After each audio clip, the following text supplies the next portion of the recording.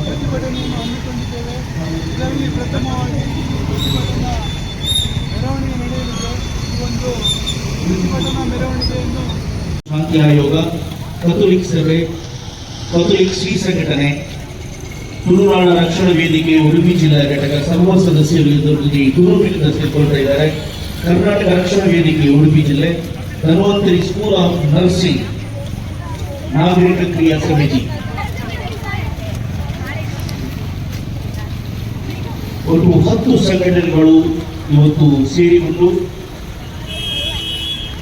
ದೇಶದಲ್ಲಿ ಆಗುವಂತಹ, ರಾಜ್ಯದಲ್ಲಿ ಆಗುವಂತಹ, ನಮ್ಮ ಉಡುಪಿ ಜಿಲ್ಲೆಯಲ್ಲಿ ಕೂಡ ಸುತ್ತಮುತ್ತಲೂ ಕೂಡ ಇಂತಹ ಘಟನೆಗಳು ಆಗ್ತಾ ಇವೆ. ಈ ಘಟನೆಗಳು ಮತ್ತೆ ಮರುಕಳಿಸಬಾರದು ಉದ್ದೇಶಕ್ಕೋಸ್ಕರ ಸಾರ್ವಜನಿಕರಲ್ಲಿ, ವಿದ್ಯಾರ್ಥಿಗಳಲ್ಲಿ, ದೇಶದ ಪ್ರಜೆಯಲ್ಲಿ ಒಂದು ಜಾಗೃತಿ ಮೂಡಿಸಲು ಮತ್ತು ತಪ್ಪಿತಸ್ಥರಿಗೆ ಕೂಡಲೇ ಶಿಕ್ಷೆಯಾಗಲು ಈ ಕಾರ್ಯಕ್ರಮವನ್ನು ಹಮ್ಮಿಕೊಂಡಿದ್ದು, ಸಮಾನ ಮನಸ್ಕರು 10 ಸಂಘಟನೆಗಳು ಒಟ್ಟಿಗೆ ಆಗಿ ಇವತ್ತು ಸಂಘಟನೆ ಕನ್ನಡಪುರ ಪರಿಸರದಲ್ಲಿ ಈ ಬೃಹತ್ ಪ್ರತಿಭಟನೆಯನ್ನ ಮಾಡ್ತಾ ಇದ್ದಾರೆ. ಸುರಕ್ಷತೆಗಾಗಿ, ಹಕ್ಕೊತ್ತಾಯ, ನ್ಯಾಯಕ್ಕಾಗಿ ಒಂದಾಗಿ ನಿಲ್ಲುವ.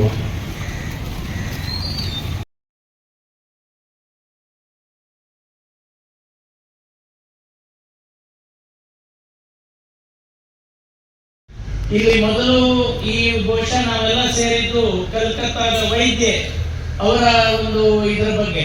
ಒಂದು ಆಸ್ಪತ್ರೆ ಅನ್ನುವುದು ಹಲವು ಜನರ ಜೀವನವನ್ನ ಕಾಪಾಡುವಂತಹ ಒಂದು ಜಾಗ. ಅಲ್ಲಿ ಈ ತರದ ಒಂದು ಪೈಶಾಚಿಕ ಕೃತ್ಯ ನಡೆಯುತ್ತೆ ಅಂತ ಆದ್ರೆ ಇದು ಪದೇ ಪದೇ ನಡೆಯುತ್ತೆ. ನಾವು ಎಲ್ಲರೂ ಆ ವೈದ್ಯೆಯ ಬಗ್ಗೆ ಮಾತಾಡ್ತಾ ಇದ್ದೇವೆ, ಆದ್ರೆ ಇನ್ನೊಂದು ಕಡೆ ಒಂದು ನರ್ಸ್ ಅನ್ನ, ಒಬ್ಬ ವೈದ್ಯ ಮತ್ತು ಒಬ್ಬ ವಾರ್ಡ್ ಬಾಯ್ ಸೇರಿ ಅಲ್ಲಿ ಒಂದು ಉತ್ತರಾಖಂಡ್ ನಲ್ಲಿ ಒಂದು ಇದನ್ನು ಕೂಡ ಮಾಡಿದ್ರು. ಅಂದ್ರೆ ಇದು ಯಾಕೆ ಇದನ್ನು ಹೇಳ್ತಾ ಇದ್ದಾನೆ ಅಂದ್ರೆ, ಈ ಪೈಶಾಚಿಕ ಕೃತ್ಯಕ್ಕೆ ಒಂದು ಜಾತಿ, ಮತ, ಪೊಸಿಷನ್ ಇದು ಯಾವುದೂ ಇಲ್ಲ. ನಾನು ಒಬ್ಬ ವೈದ್ಯರಾಗಿ ನಾನು ನೋಡಿರೋದು ಇದು ಏನಂದ್ರೆ, ಯಾರು ಬೇಕಿದ್ರು ಈ ತರದ ಒಂದು ಇದನ್ನ ಮಾಡ್ತಾರೆ. ಸೊ ಇದು ಯಾಕೆ ಮಾಡ್ತಾರೆ? ಮತ್ತು ನಾನೊಬ್ಬ ವೈದ್ಯನಾಗಿ ನನಗೆ ಬಹಳ ಕನ್ಸರ್ನ್ ಇರೋದು ಏನಂದ್ರೆ, ಇದು ಬರೀ ಒಂದು ಕ್ರೈಮ್ ಅಲ್ಲ, ಒಂದು ಮಹಿಳೆಯ ಒಂದು ಏನು ಡಿಗ್ನಿಟಿಯನ್ನ ಹಾಳು ಮಾಡುವಂಥದ್ದು. ಮತ್ತು ಅವಳು ಎಲ್ಲಿಯಾದ್ರೂ ಬದುಕಿ ಉಳಿದ್ರೆ ಅವಳು ಜೀವನ ಪರ್ಯಂತ ಸಫರ್ ಆಗುವ ಹಾಗೆ, ಜೀವನ ಪರ್ಯಂತ ಈ ಘಟನೆಯನ್ನ ನೆನೆದು ಬೇಸರ ಮಾಡಿಕೊಂಡು ಅವಳು ಜೀವನದಲ್ಲೇ ಮುಂದೆ ಬಾರದ ಹಾಗೆ ಮಾಡುವಂತಹ ಒಂದು ಕೃತ್ಯ. ಇದು ಇಷ್ಟು ಜಾಸ್ತಿ ಆಗ್ತಾ ಇರುವಾಗ ಕೂಡ ನಮ್ಮಲ್ಲಿ ಅರ್ಜೆಂಟ್ ಆಗಿ ಬೇಕಾಗಿರುವುದೇನೆಂದ್ರೆ, ನಮ್ಮ ಸರ್ಕಾರಗಳು ಕಣ್ಣು ತೆರೆಯಬೇಕು ಮತ್ತು ನಮ್ಮ ಕಾನೂನು ವ್ಯವಸ್ಥೆ ಈ ಬಗ್ಗೆ ನಿಜವಾಗ್ಲೂ ಸ್ವಲ್ಪ ಖಡಕ್ ನಿರ್ಣಯಗಳನ್ನು ತೆಗೆದುಕೊಳ್ಬೇಕು. ಈ ಮೊಟ್ಟ ಮೊದಲನೇದಾಗಿ ವೈದ್ಯೆಯ ಒಂದು ಇದರಲ್ಲಿ, ಇನ್ಫ್ಯಾಕ್ಟ್ ನಮ್ಮ ಪಾರ್ಲಿಮೆಂಟಿನಲ್ಲಿ 2018ರಲ್ಲಿ ಒಂದು ಕಾನೂನು ತರಲಿಕ್ಕೆ ಹೊರಟಿದ್ರು. ಏನಂದ್ರೆ, ಆಸ್ಪತ್ರೆಗಳಲ್ಲಿ ಏನಾದರೂ ಈ ತರದ ಗಲಾಟೆಗಳು, ಆಸ್ಪತ್ರೆಯಲ್ಲಿ ವೈದ್ಯರ ಮೇಲೆ ಹಲ್ಲೆ, ವೈದ್ಯಕೀಯ ಸಿಬ್ಬಂದಿಗಳ ಮೇಲೆ ಹಲ್ಲೆ ಇಂಥದನ್ನ ನಡೆದ್ರೆ ಇದನ್ನ ಒಂದು ಕಾಗ್ನಿಸಬಲ್ ಅಫೆನ್ಸ್, ಅಂದ್ರೆ ಈ ಕಂಪ್ಲೇಂಟ್ ಹೋದ ಕೂಡಲೇ ಅವರನ್ನ ಅರೆಸ್ಟ್ ಮಾಡಬೇಕು ಅನ್ನುವಂತ ಒಂದು ಇದು ಕಾನೂನು ತರಲಿಕ್ಕೆ ಹೊರಟಿದ್ರು. ಆದ್ರೆ ನಮ್ಮ ಲಾ ಮೇಕರ್ಸ್ ಅದನ್ನ ಏನ್ ಮಾಡಿದ್ರು ಅಂದ್ರೆ, ಡಾಕ್ಟರ್ಗಳಿಗೆ ಇದು ಒಂದು ಇದನ್ನು ಕೊಟ್ರೆ ಬೇರೆ ಪ್ರೊಫೆಷನ್ ಅವರು ನಾಳೆ ಕೇಳ್ತಾರೆ, ಅವರಿಗೂ ಕೂಡ ಇದನ್ನು ಮಾಡಬೇಕಾಗತ್ತೆ. ಆದ್ರಿಂದ ಈ ಕಾನೂನೇ ಬೇಡ ಅನ್ನುವಂತ ಒಂದು ನಿರ್ಧಾರಕ್ಕೆ ಬಂದ್ರು. ಮತ್ತು ಆ ಒಂದು ಬಿಲ್ ಏನಿತ್ತು ಅದನ್ನ ಕೋಲ್ಡ್ ಸ್ಟೋರೇಜ್ ಅಲ್ಲಿ ಇಟ್ಟರು. ಒಟ್ಟು ಇವ್ರಿಗೆ ಏನಂದ್ರೆ, ವೈದ್ಯರು ಪೆಟ್ಟು ತಿನ್ನದಿದ್ರೆ ತಿನ್ಲಿ, ದಾಳಿಯರು ತಿನ್ನದಿದ್ರೆ ತಿನ್ಲಿ, ಎಲ್ಲಿಯವರೆಗೆ ಈ ನಮ್ಮ ಜನನಾಯಕರಿಗೆ ಜನರು ಪೆಟ್ಟು ಹೊಡೆಯುವುದಿಲ್ಲವೋ ಅಲ್ಲಿವರೆಗೆ ಅವರು ಸೇಫ್ ಆಗಿ ಇಂಥ ಕಾನೂನುಗಳನ್ನ ತರದೇ ಇರ್ತಾರೆ. ಅವರಿಗೆ ಪೆಟ್ಟು ಬಿಟ್ರೆ ಆಗ ಬಹುಶಃ ಕಾನೂನುಗಳು ಸರಿಯಾಗುತ್ತೆ ಅಂತ ನನಗೆ ಅನಿಸುತ್ತೆ. ಇಲ್ಲಿ ಸರ್ಕಾರ ನಿಜವಾಗ್ಲೂ ಈ ಕಾನೂನನ್ನ ಸ್ಟ್ರೆಂಥನ್ ಮಾಡಬೇಕು. ಬರೀ ಡಾಕ್ಟರ್ಗಳಿಗೆ ಅಂತ ನಾನು ಕೇಳ್ತಾ ಇಲ್ಲ. ಇವತ್ತು ಈ ರೇಪ್ ಕೇಸ್ಗಳು ನಡೆಯುತ್ತೆ, ಬರೀ ಪಬ್ಲಿಕ್ ಇದರಲ್ಲಿ ನಾವು ಡಿಸ್ಕಷನ್ ಮಾಡ್ತೇವೆ, ಬಹುಶಃ ಈ ರೀತಿಯ ಕ್ಯಾನ್ಯೂಲ್ ಮಾಡ್ತೇವೆ. ಆದ್ರೆ ಎಷ್ಟು ಸತ್ತು ಹೋದ ಈ ಹೆಣ್ಣು ಮಕ್ಕಳಿಗೆ ನಮ್ಮ ಸರ್ಕಾರಗಳು, ನಮ್ಮ ಕೋರ್ಟ್ಗಳು ನ್ಯಾಯವನ್ನು ಒದಗಿಸಿ ಅವರಿಗೆ ಎದೆಗೆ ಕೈ ಇಟ್ಕೊಂಡು ಕೇಳಿಕೊಳ್ಳಿ, ಎಷ್ಟು ಜನರಿಗೆ ನ್ಯಾಯ ಸಿಕ್ಕಿದೆ. ಬರೀ ಅಲ್ಲಿ ಇಲ್ಲಿ ಪೇಪರ್ನಲ್ಲಿ ಸ್ವಲ್ಪ ಹೀಗೆ ಕೇಸ್ ನಡೀತು, ಅದಾಯ್ತು, ಇದಾಯ್ತು ಅಂತ ಹೇಳ್ತಾರೆ. ಅದು ಅಲ್ಲದೆ ನಾನು ಅವರಿಗೆ ಬೇಕಾದಂತಹ ಒಂದು ಏನು ಗೌಪ್ಯತೆ ಇದು ಯಾವುದೂ ನಮ್ಮ ಸರ್ಕಾರಗಳು ಸರಿಯಾಗಿ ಮಾಡೋದಿಲ್ಲ. ಆದ್ರಿಂದ ಈ ಲೀಗಲ್ ಫ್ರೇಮ್ ವರ್ಕ್ ಏನಿದೆ ಅದನ್ನ ನಾವು ಸ್ಟ್ರೆಂಥನ್ ಮಾಡಬೇಕು. ನಮ್ಮ ಸರ್ಕಾರ ಇದ್ರ ಬಗ್ಗೆ ಸೀರಿಯಸ್ ಆಗಿ ಯೋಚನೆ ಮಾಡಬೇಕು. ನಾನಿಲ್ಲಿ ಯಾವುದೇ ಕರ್ನಾಟಕ ಸರ್ಕಾರವನ್ನು ಬಂಗಾಳ ಸರ್ಕಾರವನ್ನು ದೂರಿ ಪ್ರಯೋಜನ ಇಲ್ಲ. ಎಲ್ಲಾ ಸರ್ಕಾರಗಳು ಒಂದೇ. ಎಲ್ಲಾ ಸರ್ಕಾರಗಳು ಏನಂದ್ರೆ ಹಲವಾರು ಸಂದರ್ಭಗಳಲ್ಲಿ ಕಾನೂನುಗಳನ್ನ ಮಾಡಿದ್ರು ಕೂಡ ಆ ಕಾನೂನುಗಳು ಒಂದು ಹಲ್ಲಿಲ್ಲದ ಹಾವಿನ ತರ ಆ ಕಾನೂನುಗಳನ್ನ ಸರಿಯಾಗಿ ಇಂಪ್ಲಿಮೆಂಟ್ ಮಾಡಲಿಕ್ಕೆ ಬಿಡುವುದಿಲ್ಲ. ಪೊಲೀಸ್ನವರಿಗೂ ಕೂಡ ಅದನ್ನ ಸರಿಯಾಗಿ ಆಕ್ಟ್ ಮಾಡಲಿಕ್ಕೆ ಈ ಸರ್ಕಾರಗಳು ನಮ್ಮ ರಾಜಕಾರಣಿಗಳು ಬಿಡುವುದಿಲ್ಲ. ಹಾಗೆ ಈ ತರದ ಒಂದು ಏನಾದರೂ ಘಟನೆ ನಡೆದ್ರೆ ಅದನ್ನ ಬಂದು ಕಂಪ್ಲೇಂಟ್ ಮಾಡೋದು ಕೂಡ ಬಹಳ ಕಷ್ಟ ಇದೆ. ಎಷ್ಟೋ ಮಹಿಳೆಯರು ಈ ತರದ ಒಂದು ಏನಾದ್ರೂ ಸಮಸ್ಯೆ ಆಯ್ತು ಅಂದ್ರೆ ಧೈರ್ಯವಾಗಿ ಹೋಗಿ ಎಲ್ಲಿಯಾದ್ರೂ ಪೊಲೀಸ್ ಸ್ಟೇಷನ್ ನಲ್ಲೋ ಎಲ್ಲಿಯಾದ್ರೂ ಹೊರಗೆ ಬಂದು ಕಂಪ್ಲೇಂಟ್ ಕೊಡುವುದಕ್ಕೆ 100 ಸರಿ ಯೋಚನೆ ಮಾಡ್ತಾರೆ. ಸರಿ ಯೋಚನೆ ಮಾಡಿ ನೋಡಿ ಯಾಕೆ ಇದಾಗ್ತಾ ಇದೆ ಅಂದ್ರೆ ಈ ವಿಕ್ಟಿಮ್ಸ್ ಗಳಿಗೆ ಸರಿಯಾದ ಸಪೋರ್ಟ್ ಇಲ್ಲ. ಸೊ ಅನ್ಲೆಸ್ ಅಂಡ್ ಅಂಟಿಲ್ ಇದನ್ನೆಲ್ಲ ಬೇಸಿಕ್ ಸಪೋರ್ಟ್ ಸಿಸ್ಟಮ್ ಈ ವಿಕ್ಟಿಮ್ಸ್ ಗಳಿಗೆ ಮತ್ತು ನಮ್ಮ ಕಾನೂನುಗಳು ಸರಿಯಾಗದೆ ಇದ್ರೆ ಇದು ಖಂಡಿತವಾಗಿ ಸರಿಯಾಗುವುದಿಲ್ಲ. ಮತ್ತೆ ಇನ್ನು ನಾನು ಹೇಳುವುದೇನೆಂದ್ರೆ ಹೆಚ್ಚಾಗಿ ನಾವು ಏನ್ ಮಾಡ್ತಾ ಇದ್ದೇವೆ ಅಂದ್ರೆ ಈ ತರದ ಘಟನೆಗಳು ಬಂದಾಗ ಪೇಪರ್ ನಲ್ಲಿ ಆರ್ಟಿಕಲ್ಸ್ ಅನ್ನು ಓದ್ತೇವೆ. ಈ ಪೇಪರ್ ನಲ್ಲಿ ಬರೀತಾರೆ ಏನಂದ್ರೆ ಈ ಒಂದು ಮಹಿಳೆ ಸ್ವಲ್ಪ ಜಾಗ್ರತೆ ಮಾಡಬೇಕಿತ್ತು, ರಾತ್ರಿ ಹೋಗ್ಬಾರ್ದಿತ್ತು, ಅವಳು ಉಡುವ ಬಟ್ಟೆ ಹಾಗಿರ್ಬೇಕಿತ್ತು. ಇದು ಎಲ್ಲ ಏನಂದ್ರೆ ಇದು ನಮ್ಮ ಒಂದು ಈ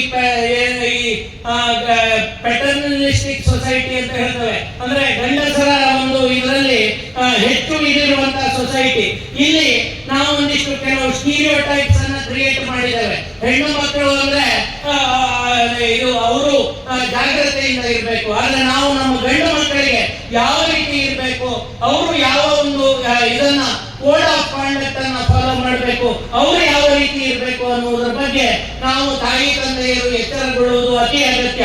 ಒಟ್ಟಿನಲ್ಲಿ ನಾನು ಹೇಳುವುದು ಇಷ್ಟೇ, ನಾವು ಈಗ ಈ ಏನು ಇವತ್ತು ಬೇರೆ ಬೇರೆ ಸಂಘ ಸಂಸ್ಥೆಗಳ ನೀವು ಇವರು ಸೇರಿದಿರ, ಇಲ್ಲಿ ಸಭೆಯಲ್ಲಿ ಸೇರಿದಿರ.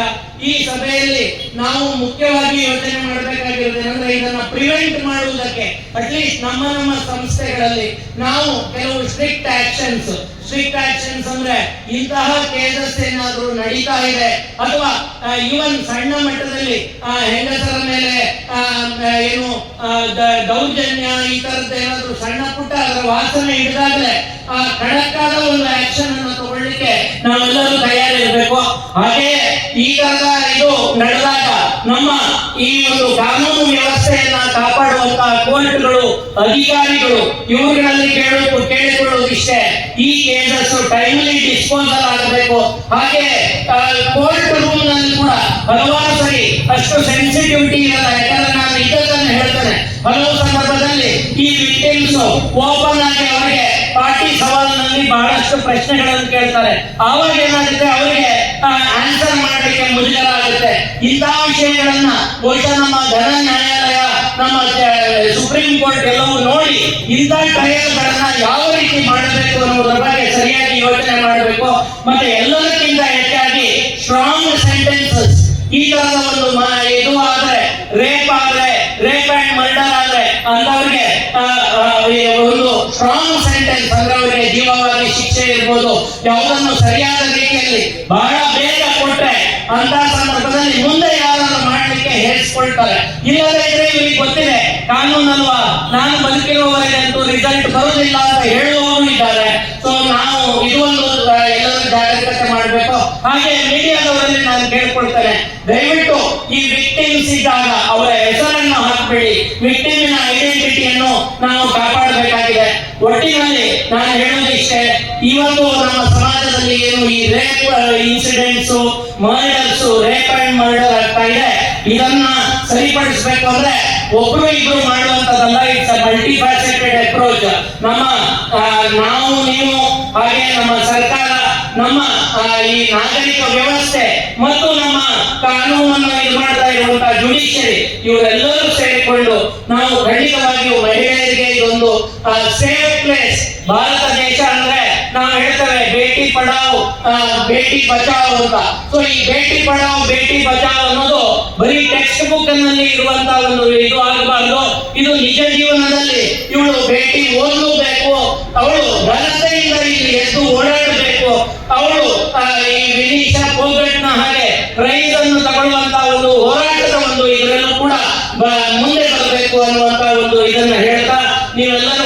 ಇಷ್ಟು ಜನ ಸೇರಿದ್ದೀರಿ, ನಿಮ್ಗೆಲ್ಲರಿಗೂ ನಿಮ್ಮ ಧ್ವನಿ ಕೇಳಬೇಕು ಹಳ್ಳಿಯಿಂದ ದಿಲ್ಲಿವರೆಗೆ. ಬೇಕೇ ಬೇಕು ನ್ಯಾಯ ಬೇಕು, ಬೇಕೇ ಬೇಕು ನ್ಯಾಯ ಬೇಕು. ಸಹಿಸುವುದಿಲ್ಲ ಸಹಿಸುವುದಿಲ್ಲ, ಅನ್ಯಾಯವನ್ನು ಸಹಿಸುವುದಿಲ್ಲ, ಸಹಿಸುವುದಿಲ್ಲ